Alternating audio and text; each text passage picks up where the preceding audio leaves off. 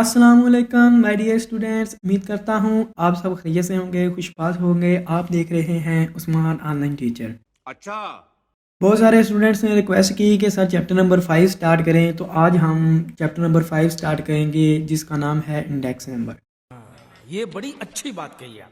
तो चैप्टर शुरू करने से पहले स्टूडेंट्स मैं आपसे पूछना चाहूँगा, क्या आपको पता है कि इंडेक्स नंबर क्या होता है? नहीं। ओके, नहीं पता तो कोई बात नहीं, मैं हूं ना, मैं आपको बताता हूं कि इंडेक्स नंबर क्या होता है। Index numbers are devices that are used to measure relative change in the prices or quantities of a variable or group of variables with respect to time, space or geographical location.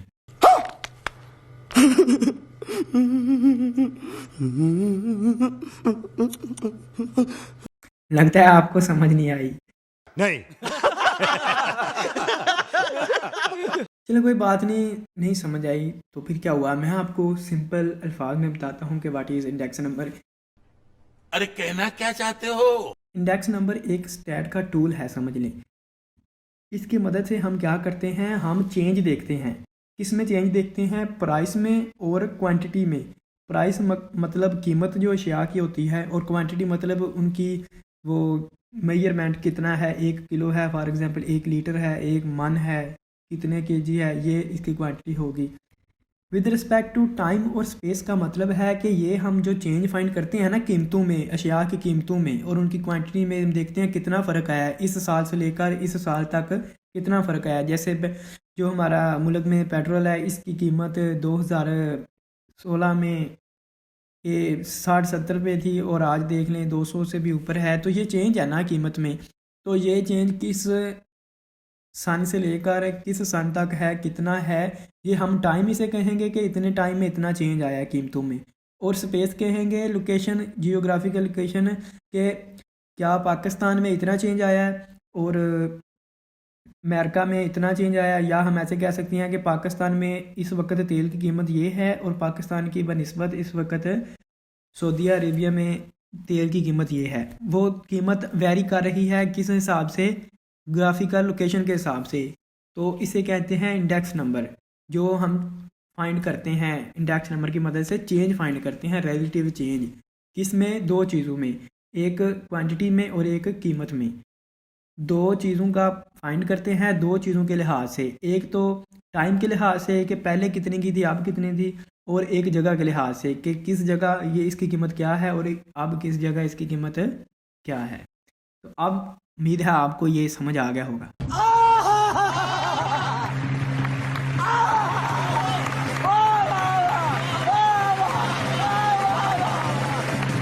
अब देखें जी, what is price index numbers.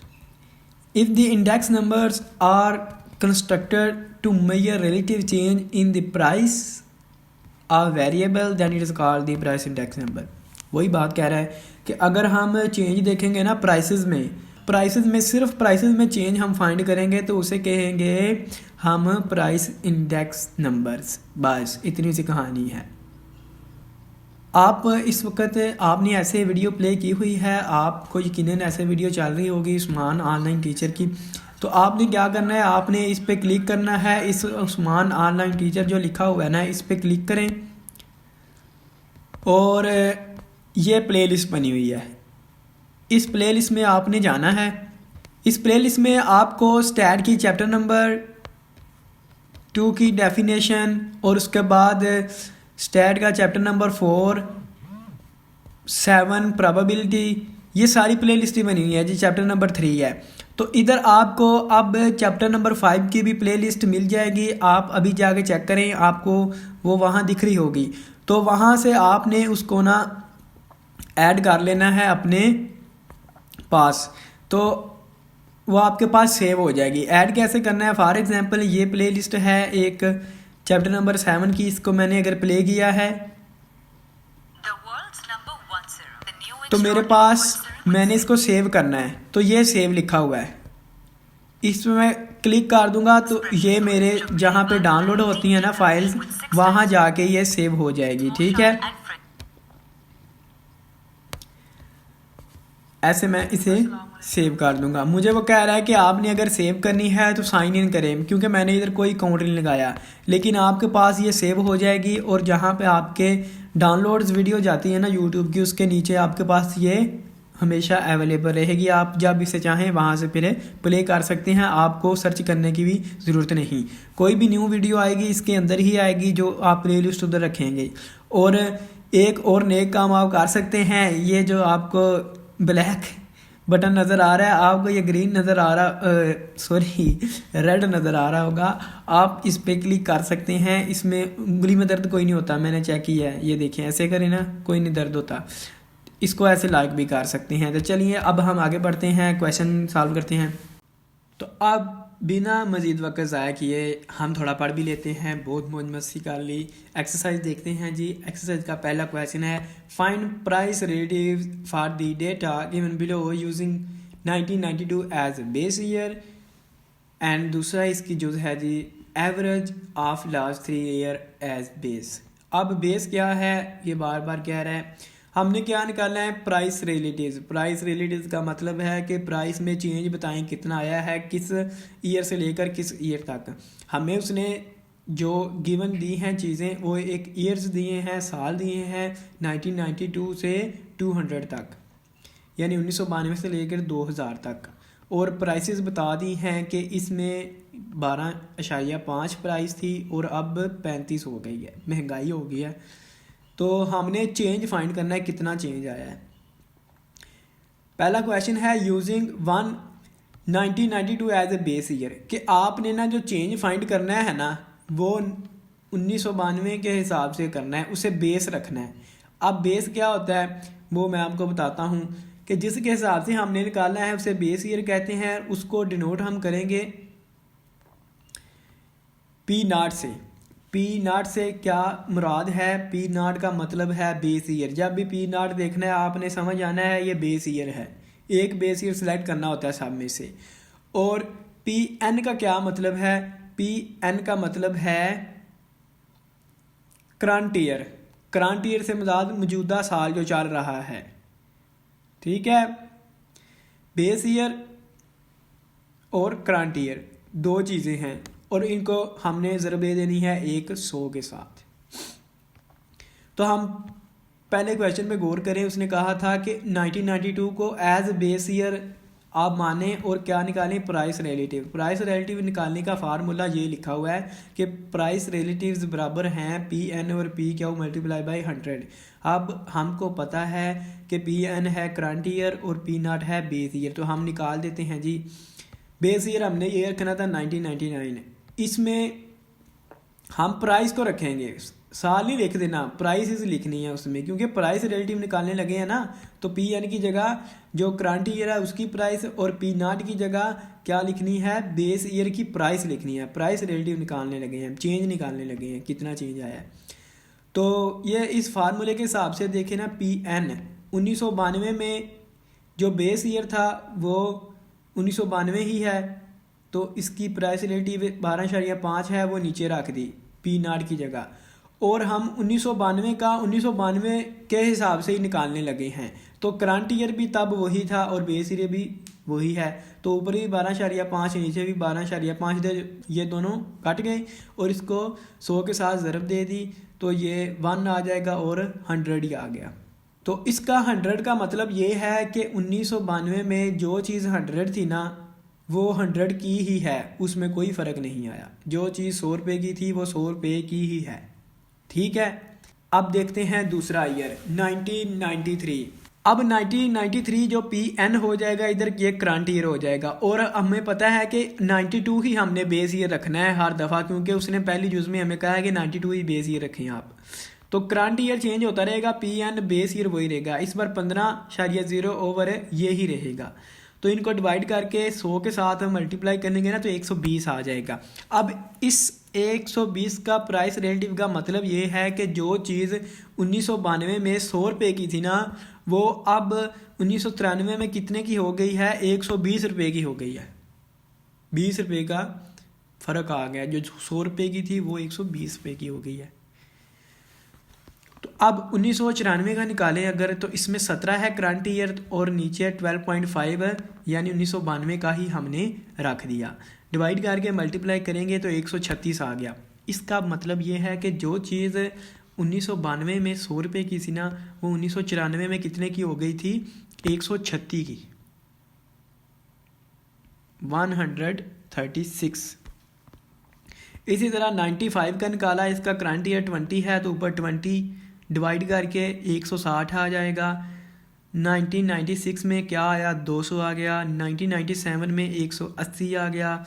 1998 में 220 आ गया और 1999 में 300 आ गया। अब इस 300 का मतलब आपको पता चल गया क्या है? इस 300 का मतलब है कि जो चीज़ 1992 में 100 रुपये की थी वो 1999 में 300 की हो गई। ये इसका मतलब है। ठीक है, हमने कंपेयर सब को 1992 के साथ ही करना है क्योंकि हमने उसको बेस ईयर वो रखा है, उसके हिसाब से निकाल रहे हैं। तो अब इसी तरह अगर हम 2000 का निकालें तो ये 280 आ गया। अब कीमत कम हो गई, ये देखें, यानी जो चीज़ 1992 में 100 रुपये की थी वो 2000 पूरे में 280 रुपये की हो गई। ये हमने रिलेटिव चेंज निकाला है प्राइस का, इसका फार्मूला ये है।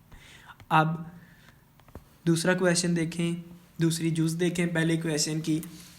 Average of last 3 year as base, कि आप प्राइस रिलेटिव निकालें लेकिन आपने बेस ईयर क्या रखना है? बेस ईयर आपने रखना है लास्ट 3 ईयर की एवरेज।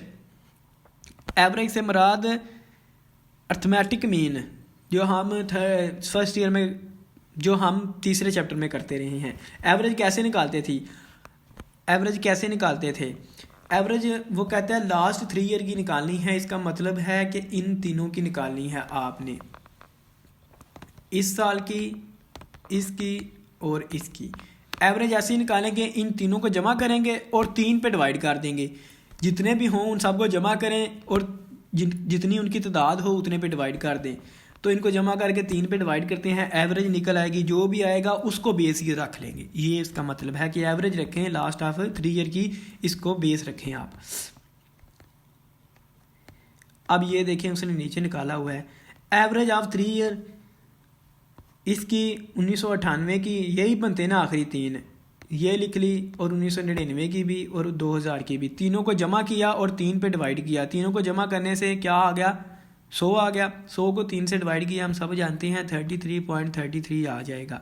तो इसको हमने बेस ईयर रखना था, तो बेस ईयर को किस से डिनोट करते हैं? P0 से। तो यानी 33.33 ये P0 है, बेस ईयर है।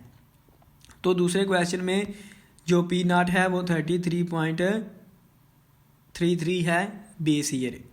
अब करंट ईयर ये होगा 1992 में, ये प्राइस रखेंगे, 93 में ये रखेंगे, 94 में ये रखेंगे, लेकिन बेस सेम रहेगी और निकालते जाएंगे। अब देखें इनका क्या मतलब है कि जो चीज़ इन तीनों सालों में एवरेज, यानी जो चीज़ इन तीनों सालों में एवरेज रेट जिसका 100 रुपये है ना, उसका 1992 में 37 रुपये था, कम था। और इन 3 सालों में जिस चीज़ का एवरेज रेट 100 रुपये है उसका 1993 में 45 था। और इन 3 सालों में जिस चीज़ का एवरेज रेट है वो 100 है, उसका 1994 में 51 था, यानी हाफ था। समझ आ रही है अब? और इसी तरह 95 में 60 था और 96 में 75 था और 97 में 65 था। और इन तीनों की एवरेज के हिसाब से 1998 में 82 रुपये था रेट और 1999 में 112 रुपये था, 100 से भी ज़्यादा हो गया था, और इसमें 105 था। अब इन तीनों को जमा करें ना, ये देखें 112, इसमें 80 डालें, ये बन जाएगा 194, 95 बन जाएगा, और इसमें ये डाल दें तो ये पूरे हो जाएंगे 300, 3 सालों के 100, 300 पूरे। आई थिंक आपको समझ आ गई है रिलेटिव चेंज की। अब हम बिना वक्त ज़ाया किए क्वेश्चन नंबर 2 की तरफ चलते हैं।